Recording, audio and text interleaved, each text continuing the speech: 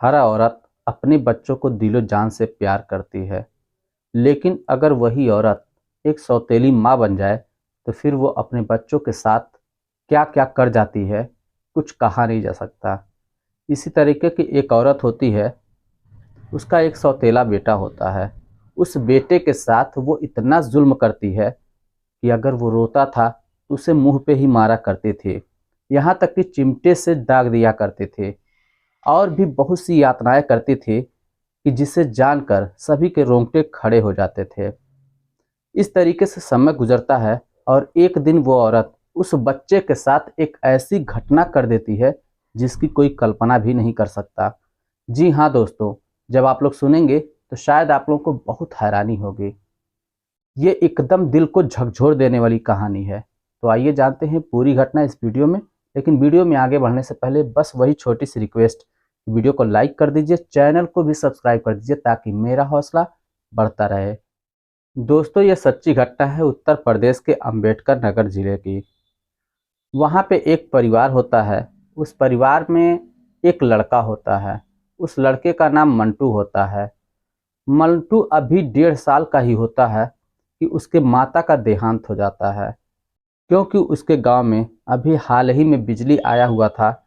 तो उसकी माँ, उसे पता नहीं होता है कि क्या करना चाहिए क्या नहीं करना चाहिए। उसकी माँ नंगा तार छू देती है जिसकी वजह से उसे करंट लगता है और उसकी मौत हो जाती है। अब मंटू केवल 1.5 साल का होता है, उसे कुछ भी पता जता नहीं होता है। उसके पिता का नाम सुजीत होता है। कुछ दिन तक तो वो अपने बच्चे को किसी तरीके से पालता है, लेकिन उसके बाद उसे लगता है कि लग रहा है मेरी पत्नी नहीं है तो मुझे एक औरत की ज़रूरत है। कुछ लोग उसे समझाते हैं तो वो फिर शादी करने के लिए तैयार हो जाता है। वो एक लड़की से फिर शादी करता है। उसका नाम रूपा होता है। रूपा विदा होकर यानी सुजीत के घर पे आती है। यहाँ पे आने के बाद वो घर गृहस्थी को अच्छी तरीके से संभालती है, सुजीत की भी देखभाल करती है और मंटू की भी देखभाल किया करती है। कुछ दिनों तक तो समय बहुत बढ़िया से गुजर रहा था। मंटू से भी दिलो जान से प्यार करती थी। इस तरीके से उसने सुजीत के दिल में अपना घर बना लिया और धीरे धीरे सुजीत ने उसे मालकिन बना दिया। जब रूपा को लगा कि अब वो घर की मालकिन हो गई है, तब उसने अपना रंग दिखाना शुरू किया। अब वो मंटू पर दिन रात जो है जुल्म ढाया करती थी। मंटू अगर पैखाना कर दिया करता था तो उसे साफ भी नहीं किया करते थे, उसी तरीके से छोड़ देती थी। दिन भर वो उसी तरह से पैखाना लिए पैंट कपड़ा खराब किए हुए घूमता रहता था। जब शाम को सुजीत घर पर आता था तब वही उसकी पोटी साफ करता था, लेकिन रूपा उसे हाथ तक नहीं लगाते थे। कभी कभी वो पेशाब कर दिया करता था, उसके लिए भी वो मारती थी। पैखाना ना करे इसलिए उसे खाना तक नहीं देती थी। अगर वो कोई भी गलती कर देता है, जैसे कि छोटे बच्चे अगर होते हैं तो कुछ भी सामान रखा हो उसी से वो खेलने लगते हैं, तो मंटू भी इस तरीके की अगर कोई हरकत कर देता था तो सौतेली माँ जो उसकी थी, जो रूपा थी, उसे बहुत ही मार मारती थी। इतना मार मारती थी कि वो बच्चा चिल्लाता रहता था। मंटू इतना ज़्यादा चिल्लाता कि आसपास के जो लोग थे वो लोग भी आ जाते, जो औरतें होती हैं वो आ जाती है तो कहती हैं कि अरे इस बच्चे को मार ही डालोगे क्या। और वैसे भी इसकी माँ नहीं है, ये वैसे ही नासमझ है, इसे पता नहीं है कि क्या करना चाहिए क्या नहीं करना चाहिए, तो तुम इसे जो है इतना मार रही हो, तुम्हें ज़रा सा भी दया नहीं आती। इस पर रूपा कहती है कि आप लोग नहीं जानती, ये बच्चा है ही ऐसा और इसने अपनी माँ को खा लिया, लग रहा है ये मुझे भी खा लेगा, इसे भी उसके साथ मर जाना चाहिए था। ये एकदम मेरा जीना हराम कर दिया है। अगर ये चीज़ मुझे पता होता तो मैं इस घर में आती ही नहीं।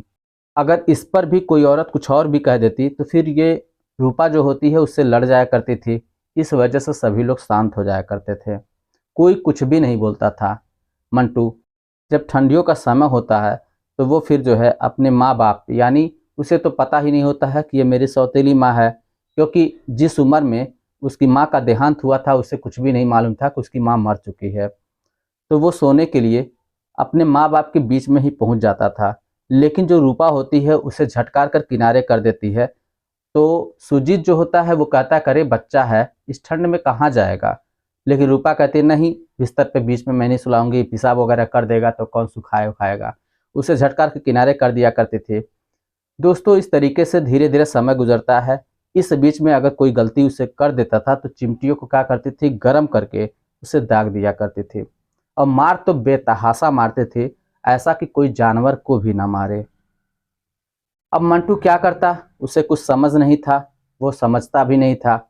उसने जो है किसी तरीके से धीरे धीरे फिर समय गुजरा। लगभग जब मंटू 5 साल का हो जाता है तो अब उसके दिल में इतनी डर बैठ जाती है कि वो किसी भी औरत के पास नहीं जाता। वो हर एक औरत को इसी नज़र से देखता था कि कहीं उसे वो मारने ना लगे। इस तरीके से उसके दिल में इतना डर बैठ चुका था। अब जब 5 साल समय बीत जाता है तो 5 साल के बाद जो रूपा होती है उसे भी एक बच्चा हो जाता है।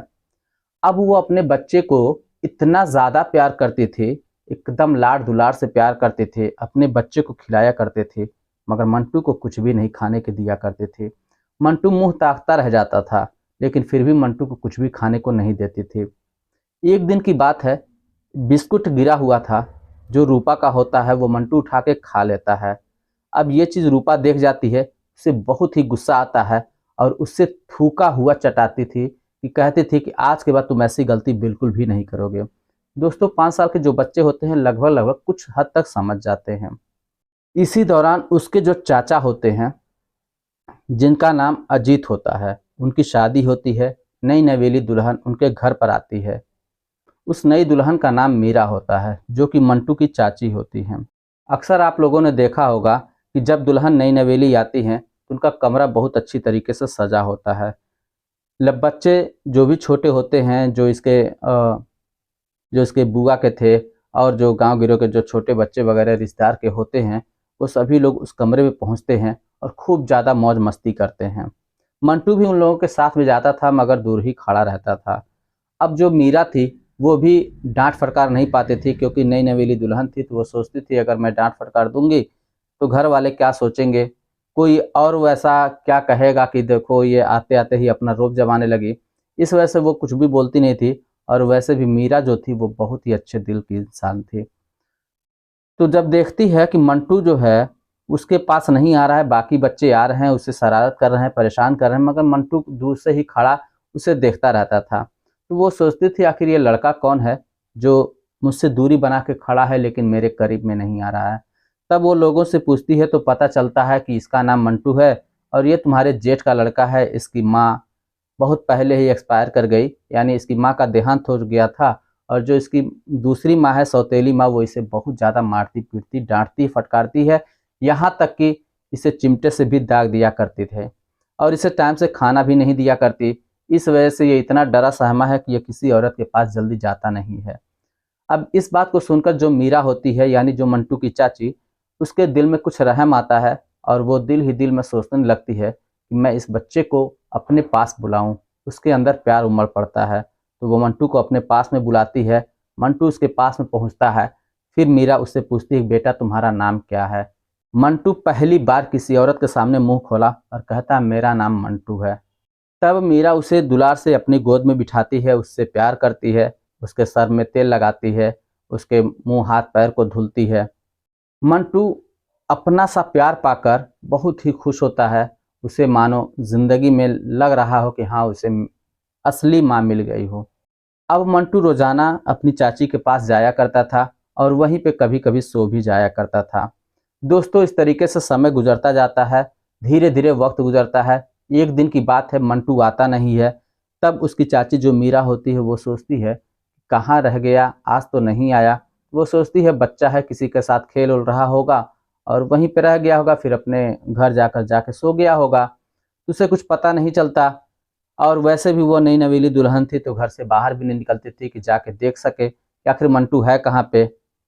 जब शाम का समय आ जब का समय होता है, तब जो सुजीत होता है, यानी जो मंटी का पिता, वो घर पे आता है तो क्या देखता है, उसकी पत्नी उसके बेटे मंटू को इतना ज़्यादा मारी हुई है, इतना ज़्यादा जो है टॉर्चर की है और यहाँ तक कि चिमटे गरम करके उसको दागी हुई है कि वो एकदम बेहोश सा पड़ा हुआ है। अब सुजीत भी नहीं रह पाता, वो भी अपने आप से बाहर चला जाता है और वो अपनी पत्नी को बहुत डांट फटकार लगाता है और तुरंत ही उसे लेकर हॉस्पिटल पहुंचता है। तब वहाँ पे उसका इलाज होता है, जाके फिर मंटू को होश आता है। अब जब गांव के लोग ये सारी घटनाओं को देखते हैं तो सभी लोग कहते हैं कि अब तो बहुत ज़्यादा हद हो गया, अब तुमको अपनी पत्नी के खिलाफ एफआईआर दर्ज कर देनी चाहिए कि ये इस बच्चे को इतना ज़्यादा सताती है, इतना ज़्यादा परेशान करती है। लेकिन मंटू सोचता है कि मुझे भी पत्नी की ज़रूरत है, अगर मैं इसके खिलाफ एफआईआर कर देता हूँ तो फिर मेरा क्या होगा। वो ये सोचकर कुछ भी नहीं करता और उसके बाद फिर वापस से अपने बच्चे यानी मंटू को लेकर घर पे चला आता है। घर पे आने के बाद फिर जब उसकी चाची यानी मीरा सुनती है तो फिर मंटू को अपने पास में बुलाती है। मंटू मीरा के पास जाता है और मीरा मंटू को अपने पास में ही रख लेती है, उसकी सेवा सत्कार करती है और उसे फिर कभी भी उसकी सौतेली माँ के पास वापस नहीं जाने देती। इस तरीके से मंटू अपनी चाची के पास ही रहता और वहीं पे धीरे धीरे प्यार मोहब्बत से पलता बढ़ता और उसे टाइम से खाना भी मिलता, कपड़े भी अच्छे अच्छे पहनने को मिलता। इस तरीके से उसका एक तरह से दिन गुजरना शुरू हो जाता है। अब दोस्तों करीब 12 साल गुजर जाता है। 12 साल यानी 12 साल जब गुजर जाता है तो 12 साल के बाद 5 साल का पहले था, अब मंटू लगभग 17 साल के करीब में हो जाता है। इस दौरान इसके जो चाचा थे और इसके जो पिता थे, दोनों लोग एक्सपायर कर जाते हैं, दोनों की मृत्यु हो जाती है क्योंकि दोनों एक नंबर के नशेड़ी थे। वो पी पा के इधर उधर पड़ा रहा करते थे। इस दौरान उनकी जो है किडनी खराब हो जाती है और वो दोनों के दोनों मर जाते हैं। अब दोनों मीरा और रूपा दोनों विधवा हो जाती हैं। अब यहाँ से दोनों के दिन जो है बदलने शुरू हो गए थे। जो रूपा होती है इस दौरान उसके 2 बच्चे और हो जाते हैं, एक पहले ही था तो 3 बच्चे इसके हो गए थे और यहाँ मीरा के जो थे वहाँ इसके भी 3 बच्चे हो चुके थे, जिसमें 2 लड़की थी, 1 लड़का था। और साथ में अगर ये मंटू को देखा जाए तो मंटू भी एक लड़के की तरह था, वो भी जो है अपनी चाची को अब चाची नहीं बल्कि माँ ही कह के पुकारा करता था। इस तरीके से जब इन दोनों पे दुखों का पहाड़ टूटने लगता है तो एक दिन मंटू कहता है कि माँ मैं बाहर जाना चाहता हूँ कुछ पैसे कमाने के लिए। तो जो मीरा होती है वो कहती है बेटा नहीं, अभी तू कितना बड़ा है, कैसे बाहर जाएगा, क्या कमाएगा, क्या करेगा, अभी तू कहीं पे मत जा। लेकिन मंटू कहता है माँ परेशान ना हो, वो अपनी चाची को ही माँ कहा करता था। तो कहता माँ तू परेशान ना हो, और गांव के कुछ लड़के जा रहे हैं, मैं उन्हीं के साथ जा रहा हूँ और मैं अच्छी तरह से काम धंधा वहाँ पे करूँगा, कोई दिक्कत मुझे नहीं है। मंटू की जो चाची होती है वो कहती है ठीक है बेटा, अगर तू जाना चाहता है तो जा, लेकिन अगर तुम्हारा मन ना लगे तो तुम वापस चले आना। मंटू इतना सुनता है और उसके बाद वो फिर मुंबई के लिए रवाना हो जाता है। वहाँ पे वो पहुँचता है तो वहाँ पे उसका मन भी लग जाता है और उससे काम धंधा भी मिल जाता है। अब वो अच्छे खासे पैसे कमाने लगा था। पैसे कमा के वो अपनी चाची मीरा के पास भेजा करता था और यहाँ पे जो 3 बच्चे होते हैं ये भी छोटे छोटे थे, तो ये तीनों पढ़ाई लिखाई कर रहे होते हैं। अब दिन गुजरता है, मीरा के दिन अच्छे होने शुरू हो जाते हैं, लेकिन वहीं जो रूपा यानी जो मंटू की सौतेली माँ थी, उनके दिन दिन ब दिन बदतर होते चले जाते हैं क्योंकि उनके जो बच्चे होते हैं वो बहुत ही बिगड़ैल किस्म के होते हैं, आपस में लड़ा झगड़ा करते थे, गाली गलौज किया करते थे। वक्त गुजरता जाता है, जब रूपा देखती है कि ये मेरे पति का ही लड़का है लेकिन मुझे एक भी रुपए नहीं देता, तब वो लोगों की दुहाई देती है कि मेरा ही बेटा है लेकिन मुझे कुछ भी नहीं देता। वो एक पंचायत बुला लेती है। पंचायत में सभी लोग तो जानते थे लेकिन कोई भी कुछ कहता नहीं था, तो वो मंटू को बुलाते हैं और मंटू से पूछा जाता है कि ये बताओ तुम अपनी चाची को ही सब कुछ देते हो, अपनी माँ को तुम कुछ भी नहीं देते। तब मंटू की आंखें वहाँ पे भर जाती हैं। मंटू कहता है क्या आप लोगों को नहीं पता है, मैं जिसका बेटा था, जिसके पति का बेटा था, भले ही ये मेरी सौतेली माँ थी लेकिन कभी भी मुझे इसने प्यार नहीं किया, न टाइम से खाना दिया, न नहलाया, न धुलाया, न कपड़े अच्छे तरीके से पहनाए, न कभी पोटी साफ की, न ही मुझे कभी भी प्यार किया। और मुझे मार तो इतनी मारती थी, यहाँ तक कि मुझे दाग भी दिया करते थे। वो अपने शरीर के उस अंगों को दिखाने लगता है जहाँ पे रूपा ने दागा था चिमटे से। फिर मंटू कहता है कि ये मेरी कुछ भी नहीं लगती, लेकिन इन्होंने मुझे अपनी बेटी की तरह पाला, जैसे इनके 3 लड़के हैं वैसे इन्होंने मुझे भी अपना लड़का समझा और जैसा मैं बड़ा हूँ वैसे ही मुझे बड़े की तरह इज्जत दी, और इनके जो बच्चे हैं वो भी मुझे बड़ा भाई ही समझते हैं। जो प्यार मुझे इनसे मिलना चाहिए था वो प्यार मुझे इनसे मिला।